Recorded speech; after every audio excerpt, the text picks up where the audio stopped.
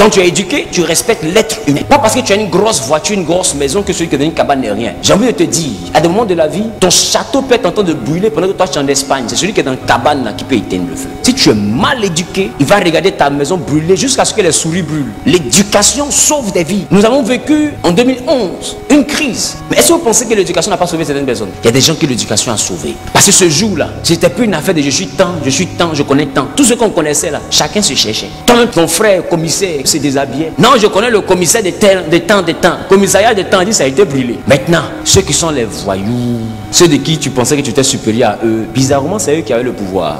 Imagine-toi, étais une personne guindée, qui ne salue personne, qui insulte les gens, qui les raboue, qui dit aux gens, tu sais qui je suis, tu n'es rien, je vais te prouver que tu n'es rien. Et ce jour-là, il se rend compte qu'il est tout puissant. Ferme les yeux, imagine à quoi tu seras livré. L'éducation sauve la vie. Il faut savoir te comporter avec les autres. Il faut respecter l'homme. L'homme n'a pas de valeur qu'à son argent. L'homme a de valeur parce qu'il est homme. Voilà pourquoi la Bible dit, il faut aimer qui? Ton prochain. Est-ce qu'on a dit, il faut aimer celui qui est riche? On dit ton prochain, est-ce qu'on a donné sa nature? Ça vous dit que dans la dimension de l'amour, il y a la dimension du respect. Quand tu aimes quelqu'un, tu le respectes. Donc ça veut dire qu'il faut respecter ton prochain. Il est riche, il est pauvre, il est électricien, il est menuisier, il est maçon, il est quoi? Il est même mendiant. Il faut le respecter. Il faut trouver la formule pour faire passer ton message sans forcément insulter. L'homme a de la valeur. Et même si tu es roi parce qu'il y a des gens dans ton royaume. Le désert, le Sahara là-bas, tu as vu quelqu'un se proclamer roi là-bas? Est-ce qu'il y a un terrain qui dépasse Sahara? Mais personne ne va là-bas. Parce que ta royauté ou ta grandeur n'a de sens que si quelqu'un accepte de se mettre en dessous de toi. Tu es directeur parce que quelqu'un accepte ton salaire. Tout le monde dit, bon, on veut travailler partout sauf chez toi. Ton directeur là, c'est où? Tu vas te retrouver comme étant ton propre chauffeur, ton propre vigile. On dit, vigile m'a dit, nous on veut travailler chez tout le monde. Mais chez toi là, on ne travaille pas.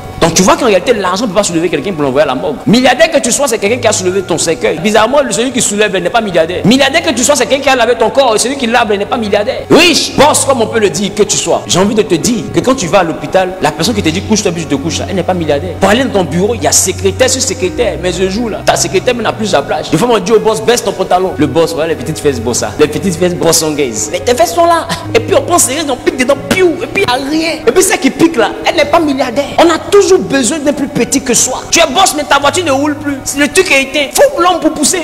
Sauf si tu es Hercule. Ou tu as l'onction de Samson. La bonne éducation, c'est la vie. Il y a des personnes qui arrivent dans un bureau, dans un endroit. Tu ne salues personne. Maintenant tu arrives, tu ne te retrouves pas. Maintenant tu as dépassé les gens. Tu as dépassé, bim, ton parfum les a salués. Il n'y a pas de problème. Maintenant tu arrives celui que tu cherches là. Tu l'as plus vu. Maintenant tu reçois. Voilà la gêne maintenant. Parce que tu as quitté loin. Tu appelles aussi, le téléphone passe plus. Il faut maintenant te renseigner. Les chiens que tu as dépassés là, c'est eux qui vont te montrer le bureau.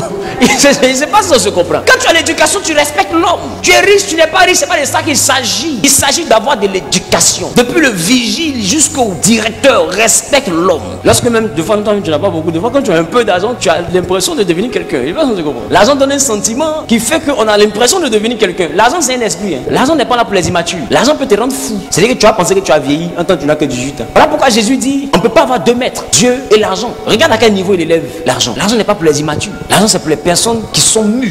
Et quand je parle de maturité, je ne parle pas de vieille, je parle de mûr. Quelqu'un dit, ne te fie pas à la sagesse d'un vieux parce que même les idiots vieillissent. C'est plus que les personnes qui ont le manque d'éducation aussi vieillissent. Pas parce que quelqu'un est vieux que c'est un modèle. Proverbe 17:5. La Bible dit, celui qui se moque du pauvre outrage celui qui l'a fait. Tu vois ce que la Bible te dit? La Bible te dit, même quand quelqu'un n'a rien, quand tu le traites avec mépris, se moquer, c'est pas forcément rire, ah, il est pauvre. Non. Se moquer, c'est mépriser. Se moquer, c'est ne pas considérer. Celui qui ne considère pas le pauvre, celui qui méprise le pauvre, celui qui traite le pauvre comme on traite une serpillère. La Bible dit, c'est de son créateur qui se moque. Parce que personne sur la terre ne vient au monde et ne se bat pour être pauvre. Chacun fait du mieux qu'il peut pour devenir fort. Après, Dieu donne à chacun selon son bon vouloir. Regarde ce que tu as aujourd'hui. Tu n'as pas vraiment mérité. C'est encore là le fruit d'une grâce. Tu dirais c'est parce qu'il y a des diplômes. Il y en a qui ont plus de diplômes que toi, mais qui n'ont pas ce que tu as. Donc tu vois qu'on n'est pas ce qu'on est parce qu'on a des diplômes. Mais on est ce qu'on est parce que Dieu a veillé à ce qu'on le soit. Donc il est important, bien aimé, que tu ne méprises pas le pauvre parce que ce n'est pas son choix. Tout le monde a un rêve. Tout le monde veut aller à Miami. Tout le monde veut aller à Dubaï. La Bible dit, ne méprise pas celui qui n'arrive pas à le faire. Il n'arrive pas à le faire parce que Dieu ne lui a pas fait cette grâce. Ou des fois, il n'arrive pas à le faire parce que simplement ses parents ont eu à faire des choses et ça le réclame aujourd'hui. Donc toi, des fois, tu as des antécédents positifs, mais lui, pas des antécédents qui le bloquent. Ça n'est pas dit qu'il n'est rien. Ça signifie simplement que pour l'instant, il n'arrive pas à son... Tu dois même avoir compassion de lui. Parce que Dieu ne crée pas quelqu'un pour qu'il soit pauvre. Mais des fois, le manque d'orientation, je vous ai dit, Jésus a dit en ce qui concerne l'abondance, cherchez pour le moment le royaume, the king domain, le domaine où tu es roi. Il dit, tu dois chercher le domaine. Donc beaucoup sont là, ils n'ont pas encore trouvé le domaine. Imaginez Potiphar en train de maltraiter Joseph. Imaginez Potiphar en train de l'insulter. Un jour c'est écrit tout puissant. Un jour il pouvait dire à Joseph, va en prison, et l'enfant va en prison, sans même qu'il ait à s'expliquer. Parce que simplement on a trouvé son vêtement. Il n'a pas respecté le jeune homme. Il a jeté en prison sans savoir ce que l'enfant avait à dire. Il a méprisé ce pauvre. Mais ce pauvre est devenu gouverneur de toute l'Égypte et patron de Potiphar. Maintenant imaginez-vous le jour de l'investiture de Joseph. Potiphar et sa femme sont en rang, ils doivent faire allégeance. À qui? L'ancien boy. La vie nous joue des tours souvent. Hein? L'ancien boy est devenu gouverneur. Et Pharaon le présente. Les généraux seront là. Et parmi les généraux, Pharaon dit, et lui là, c'est où je m'assois là qui fait que je suis plus grand que lui. Sinon je lui donne toute l'Égypte. Et c'est ce que Pharaon a dit à Joseph. Il dit, c'est ma place seulement qui fait que je suis Pharaon. Sinon tu as l'anneau. Voilà le pays. Donc Joseph n'est pas premier ministre, il était Pharaon par intérim. Donc imagine la femme de Potiphar ce jour-là. Les gars, la vie joue des tours. Aujourd'hui ton papa a l'argent, tu es dans la maison climatisée, tu parles à la servante. Oh, quitte là-bas, sale là. C'est ton papa qui a l'argent. Hein? C'est ton papa qui a l'argent. Moi, je connais des enfants d'ex-milliardaires qui ont date aujourd'hui. Tu sais, les enfants de qui? Hey, la vie, c'est comme Isassa. Un côté est rouge, l'autre côté est noir. C'est pourquoi il faut agir avec prudence. Il faut parler avec beaucoup de révérence. Il faut parler avec la crainte de Dieu parce que tu ne sais pas qui sera le roi de demain. On ne sait pas. Il y a un temps de la vie où David était celui qui jouait de la harpe dans la chambre de Saoul. Mais il y a un autre temps où il était le roi élu par Dieu. Et même mieux, Dieu a livré Saoul entre les mains de David. Mais il était couché là. David pouvait le tuer. Mais David dit non, je ne le touche pas. S'il va mourir de sa propre mort. Bien aimé, il te faut respecter l'homme. Et puis celui qui méprise le pauvre, méprise celui qui l'a créé. Et quand on va dire ne méprisons plus les pauvres. Des fois, quelqu'un te reçoit chez lui, tu regardes sa maison. Et puis, bon, c'est ce que tu veux dire là. Il faut dire.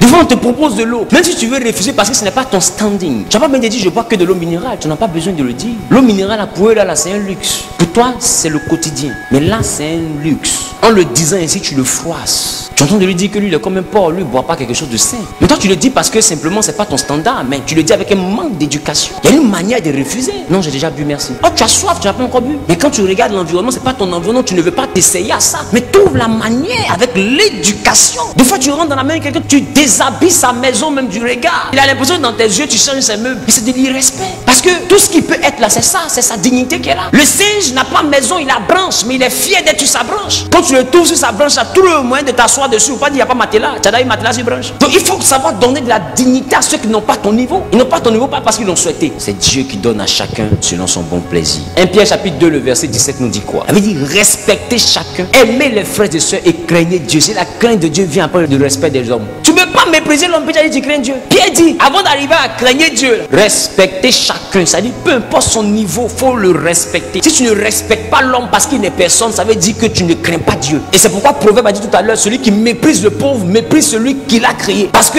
c'est mépriser Dieu. Pierre complète ce que je dis pour te confirmer que si tu ne respectes pas l'homme, tu ne crains pas Dieu. Avant d'arriver à la crainte de Dieu, il dit, tu dois d'abord respecter l'homme. On a vu dans ce pays-là des ministres mourir parce qu'ils n'ont pas l'argent pour se soigner. Et la vie c'est un balai bizarre. Hein? Tant que quelque chose n'est pas arrivé là, tu peux pas savoir. Donc ne te fie pas à ta richesse. L'argent, c'est un mauvais allié. Lundi, il est chez toi, mardi, il est chez ton ennemi. En janvier, là, tu peux même être assis si tu as 100 millions en compte, mais tu ne connais pas février vient quoi. La Bible, à chaque jour suffit sa peine. Tu sais c'est quoi la peine? C'est la sentence. À chaque jour, il y a un verdict qui tombe. Le verdict, là, dans la vie de Job, c'était la pauvreté. Il dort, il se réveille, le verdict est tombé. Tous ses champs ont brûlé. Tu penses qu'il a fait quoi? Il n'a rien fait. Tu connais le verdict de la vie? Quand Dieu se prononce, Job était un homme riche. Il dort, il se réveille. Causerie lui-même n'était pas dedans. Satan, Dieu cause, c'est sur lui ça tombe. Tu connais la vie? Arrête de te fier à ta maison. Tu peux quitter ici les petits temps dans ce qu'on voit. Pas parce que Dieu t'a aimé, pas parce que Dieu t'a détesté. Non, Dieu ne détestait pas Job. Mais causerie entre Satan et puis Dieu s'est tombé sur lui. Il s'est réveillé, il y avait un décret qui était sorti. Satan avait un mandat bien signé par Dieu lui-même. Qu'on peut tout toucher sauf sa vie. Et on toucha. Et il prie, mais on touche. Il jeûne, on touche. À un moment donné, même ta prière ne peut pas te relever quand le verdict tombe. Qui dit à chaque jour suffit sa peine. Il faut te méfier de demain. Tu ne connais pas demain. Voilà pourquoi la Bible dit aime ton prochain comme toi-même. C'est celui que tu vois là. Il est peut-être la prochaine version de toi. S'il est riche, c'est peut-être la prochaine version de toi. S'il est pauvre, il est peut-être la prochaine version de toi. Avec quel compte en banque tu es venu au monde? Si tu es venu au monde d'un caleçon, lève la main. Il faut porter caleçon avant d'avoir porte-monnaie. Donc même si tu es venu riche là, tu es venu riche parce que tes parents étaient riches. Sinon tu n'es venu avec rien. Et c'est ce que Job a dit à sa femme. Elle dit maudit Dieu, il dit je suis venu nu. Nu je vais retourner. Dieu a donné, il a repris, que son nom soit béni. Tu ne connais pas le verdict de demain. Donc arrête de te confier à tes richesses. Arrête de dire non, je suis puissant, je peux parler comme je veux. Il n'y aura rien. Même si on veut me qu'on ferme toutes les banques, j'ai l'argent jusqu'en fin d'année, jusqu'en 10 ans, même mes enfants et moi on mange. Hey, ça peut finir demain. C'est l'insensé qui agit comme ça. Celui qui a la crainte de Dieu se méfie, parle avec prudence. Parce qu'il connaît ce qu'on appelle le décret du jour. À chaque jour suffit son décret, sa peine, sa sentence. Tu dois veiller à ce que Dieu t'acquitte lors du jugement. Parce qu'une sentence, ça vient après un jugement. Mais on te juge par rapport à quoi? Par rapport à tes actions. Voilà pourquoi la Bible dit, on vous mesurera avec la mesure que vous utilisez pour mesurer les autres. Ce que Dieu envoie vers toi, c'est un piège que Dieu envoie pour te juger. Sodome et Gomorrhe, leur réputation était mauvaise, mais avant de confirmer le verdict, Dieu même s'est déplacé pour aller voir. Il y a des gens que Dieu envoie vers toi parce qu'il veut confirmer que tu es vraiment impoli. Et tout le monde se plaint. Dieu dit non. Vous vous plaignez, on ne sait jamais. Alors lui-même il s'échange en une vieille. Puis tu vois que la vieille là, elle a un don spirituel pour t'énerver. Tu ne sais pas où elle est quittée, mais elle est venue pour t'énerver. C'est comme si elle est venue pour te mettre à l'épreuve à un niveau. Mais toi tu te demandes, mais c'est qui celle-là? Moi je t'emmerde.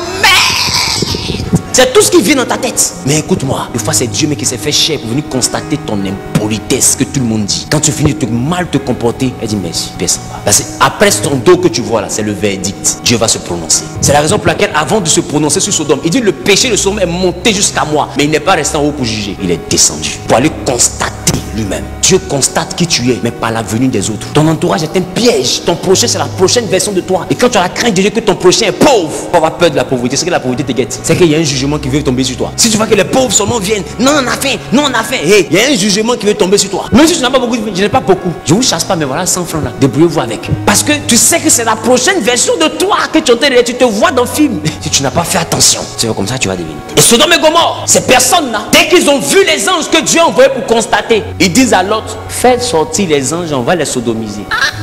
Ça dit, toi on a dit tu es corrompu, tu es policier, tout le monde dit tu es corrompu. Maintenant l'inspecteur lui-même il vient. Et puis tu lui dis, bon comme tu as grillé le feu là, donne-moi 5000, je te laisse.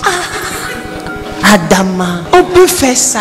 Ne joue pas avec Dieu. Ce que les hommes font, ils ont copié ça sur Dieu. Respecte l'homme. Et ton problème d'éducation peut envoyer des malédictions sur toi. Des fois tu es belle, quelqu'un gagne sa voiture, demande s'il vous plaît, bim, il n'y a pas plus bête que toi. Tu ne sais pas pourquoi il t'a appelé. Peut-être que le monsieur veut se renseigner. Tu te dis que c'est parce que tu es jolie. Prends le temps, bonjour monsieur. Maintenant si tu vois que dans sa causerie, il va vers un endroit qui ne te plaît pas, tu lui dis au revoir. Mais peut-être que le monsieur arrive, peut-être qu'il est perdu, quelqu'un le poursuit pour le tuer. Il a garé rapidement te demander, mais est-ce que tu connais pas un commissariat? Bim. Il est vilain et puis mieux me draguer. Mais s'il est question de vilain, tu es juste mal éduqué. C'est pas mon genre. Aïe, c'est pas ton genre. Donc toi chez toi on ne se renseigne pas. Si on est perdu que c'est toi si tu vis, on est mort alors. L'éducation.